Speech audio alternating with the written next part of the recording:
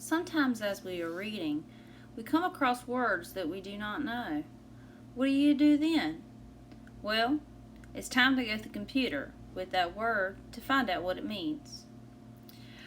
There are a lot of different dictionaries you can use, but the one I suggest is OneLook.com.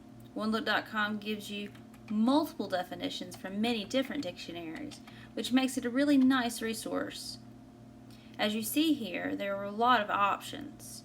Look for the ones that you recognize. We probably know about Cambridge and Collins and Webster's. So let's choose one that sounds good to us and see what kind of definition it gives us. As you will see, each dictionary will include different information and different forms of the definition of the word. Make sure that you read these closely and understand the words that are being used within the definition. You also want to look at different forms of the verb and different usages of the verb. In this case, the word can be used as a verb, a noun, or an adverb. The word's origin is going to be particularly important for this assignment. I will ask for this. One thing you might like to know is that when you see this means that you can hear the word. I don't know if you could hear that or not. I hope you could. But yes, it will pronounce it for you, which is very nice. There are also some example sentences here containing the word that I have looked up. That's wonderful. It's a great way to understand better with the usage of the word. However, I do ask that you don't copy paste the sentences that you'll use in your own examples from the internet. I would rather you write them yourselves, as it's a good way to actually learn more about the word. Another way to learn more about the word is to learn about similar words. You often find these in the thesaurus, but this particular dictionary provides some synonyms right here, and then some other useful information like usage trends and translations. So, what do we do with this information? Well, now we need to go on to our assignment.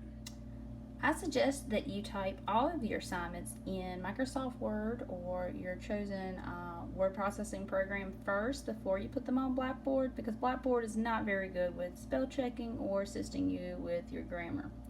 That's a good way to catch all that before it gets posted. First off, you always want to include your name. Many assignments in this class will require MLA format. This one will not, so you can just follow the format you see here on your screen. So name first, full name preferably, because we may have some repeats. We don't want that to be a problem. The word that you've chosen this week, that's pretty important.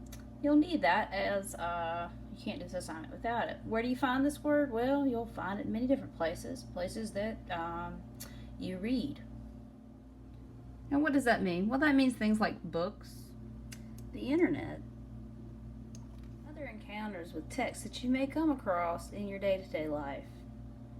Once you figure out which words you want to do for this assignment this week, you want to go on to the internet and figure out what it means. Just as I showed you, OneLook.com is a great place to go to get information about the meaning of the word.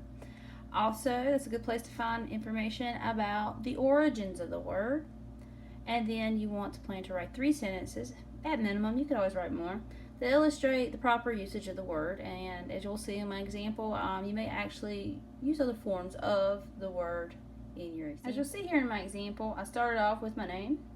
I don't expect this assignment to be in MLA format, but you should always start assignments with your name. It makes it much easier for me to tell who has done what. Of course, you want to include the word. Now, where do we find the word? Well, there's a lot of different places to find the word, and I'm going to explain that. I found this week's word in an article I was reading called Wealth by Andrew Carnegie. And here you can see the quote that the word came from. The word was originally in past tense, and I decided to use the base form of the word to do my definition because I felt like it would apply to a broader audience. Using my dictionary online, I have found the definition of the word and I've written it in my own words. I've also written in my own words the origins of the word, but I did indicate there in parentheses where I got the information from, which was the Collins Dictionary. Finally, you'll see here that I have written 3 sentences using deplore.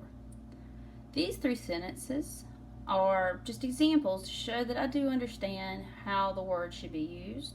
You'll notice there in my third example, I used a different form of the word, and that is absolutely fine. To make sure that you use the word correctly, but how you use it and how creative you get with these sentences is completely up to you.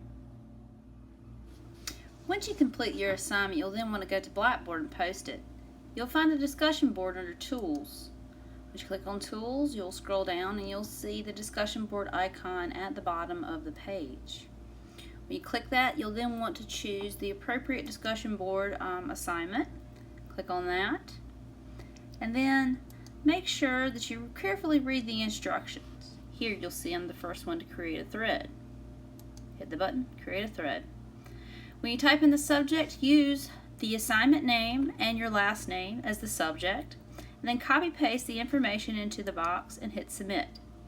You'll see that it posts to the discussion board, and you can click on it and make sure it's actually there. Make sure it's clear and easy to read and ready to go. One of these assignments is due each week by Friday at 11:59 p.m. I hope this was easy to understand, but if you have any questions, please do let me know.